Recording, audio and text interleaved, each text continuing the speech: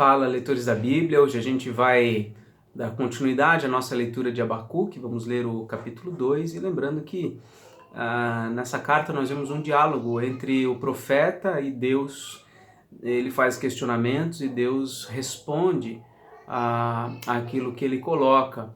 Então nós vimos no final do capítulo 1, nós vimos no capítulo 1, primeiramente, ele falando, expondo diante de Deus aquilo que ele estava vendo, né, na sua nação. Ele via violência, ele via impunidade, ele via tantas coisas. E aí Deus responde dizendo que vai levantar os caldeus para disciplinar o seu próprio povo. E aí no final do capítulo 1, o profeta ele fala, né, que Deus é santo, que nada foge aos olhos de Deus, e como pode ele usar alguém, um povo menos santo do que o povo de Deus para puni-lo, para julgá-lo. E aí nós vemos aqui a resposta do Senhor no capítulo 2. Por-me-ei na minha torre de vigia, colocar-me-ei sobre a fortaleza e vigiarei para ver o que Deus me dirá e que resposta eu terei à minha queixa. Aqui são a palavra ainda do profeta. O Senhor me respondeu e disse, agora vem a resposta de Deus. Escreve a visão, grava-a sobre as tábuas para que a possa ler até quem passa correndo. Veja que Deus é publicitário, né? Ele já diz aqui, olha, o que eu vou te mostrar, escreve isso aí em letras garrafais, em letras grandes, para que as pessoas possam ver até correndo, até quando estiverem correndo. Porque a visão ainda está para cumprir-se no tempo determinado, mas se apressa para o fim e não falhará. Se tardar, espera-o, porque certamente virá, não tardará. Eis o soberbo, sua alma não é reta nele, mas o justo viverá pela sua fé. Esse conceito aqui vai ser bastante assimilado pelo apóstolo Paulo, e especialmente na carta dele aos Romanos, no primeiro capítulo, ele utiliza esse versículo, e ele vai descrever o que é viver pela fé. Então, ele está dizendo, olha o soberbo, a alma não é reta nele, mas o justo, que não é soberbo, obviamente, ele vive pela sua fé. Aí ele segue aqui, assim como o vinho é enganoso, tampouco permanece o arrogante, cuja gananciosa boca se escancara como o sepulcro e é como a morte, que não se farta. Ele ajunta para si todas as nações e congrega todos os povos. Não levantarão, pois, todos estes contra ele em um provérbio, um dito zombador? Dirão, ai daquele que acumula o que não é seu, até quando? E daquele que a si mesmo se carrega de penhores. Não se levantarão de repente os teus credores? E não despertarão os que te hão de abalar? Tu lhes servirás de despojo. Visto como despojaste a muitas nações, todos os mais povos te despojarão a ti por causa do sangue dos homens e da violência contra a terra, contra a cidade e contra todos os seus moradores. O que Deus está colocando aqui é que este povo, os caldeus, que serão sim usados para disciplinar o povo de Deus, eles não são justos, eles são soberbos e eles serão também punidos pela sua arrogância. Eles não sairão ilesos, não é porque eles serão usados por Deus para punir o seu próprio povo, para disciplinar o seu próprio povo, que eles sairão ilesos. Não, eles serão instrumentos de Deus sim, porque Deus governa todas as nações, ele usa quem ele quer, na hora que ele quer, do modo que ele quer, mas por causa da sua arrogância e da sua soberba, os caldeus serão sim punidos e exterminados. Ai daquele que ajunta em sua casa bens mal adquiridos, para pôr em lugar alto o seu ninho, a fim de livrar-se das garras do mal. Vergonha maquinaste para a tua casa, destruindo tu a muitos povos, pecaste contra a tua alma. Ele está se referindo aqui sempre aos caldeus. Porque a pedra clamará da parede e a trave lhe responderá do madeiramento.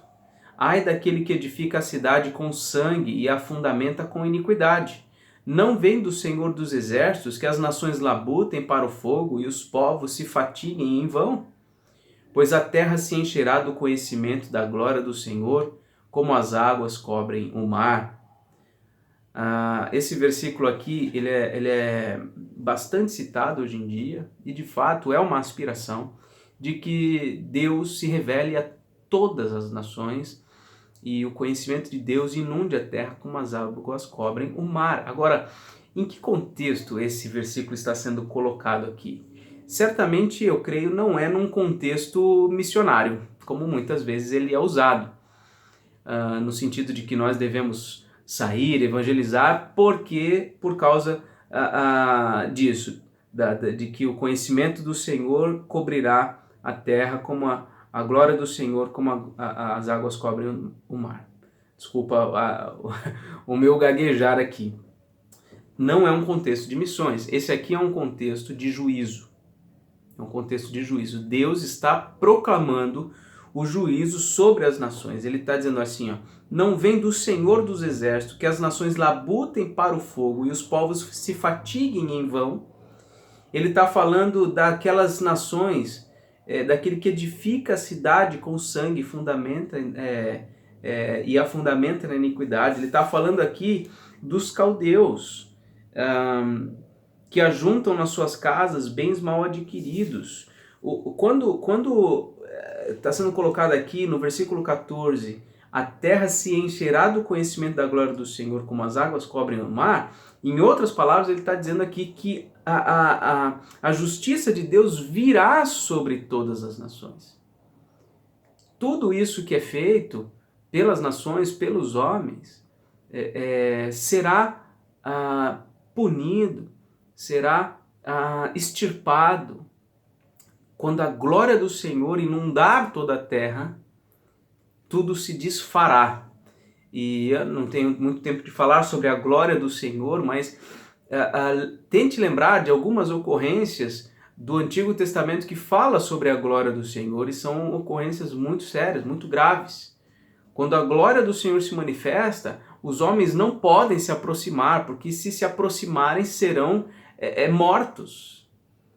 Então, quando fala que se encherá do conhecimento da glória do Senhor, quer dizer, ninguém vai sair ileso, ninguém vai sair inocente, todo mundo vai ser desbaratado, porque Deus vai manifestar a sua glória, a sua santidade, a sua pureza, a sua justiça, e ninguém vai ficar ileso, ninguém vai sair ileso. Versículo 15, ai daquele que dá de beber ao seu companheiro, misturando à bebida o seu furor, e que o embebeda para lhe contemplar as vergonhas. Serás farto de opróbrio em vez de honra. Bebe tu também e exibe a tua incircuncisão.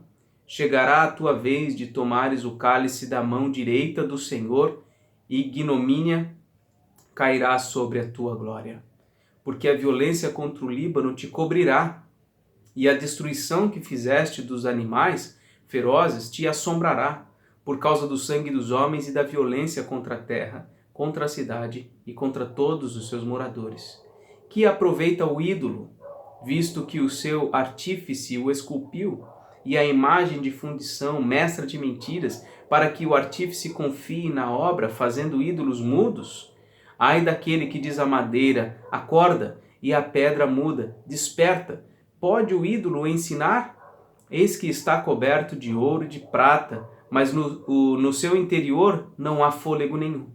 O Senhor, porém, está no seu santo templo. Cale-se diante dele toda a terra. Em outras palavras, Deus está respondendo para Abacuque o seguinte, olha, eu estou atento a tudo isto.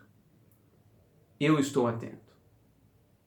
Esse povo que eu vou usar para punir o meu povo é um povo mau. Eu conheço eles. Eu sei o que eles fazem.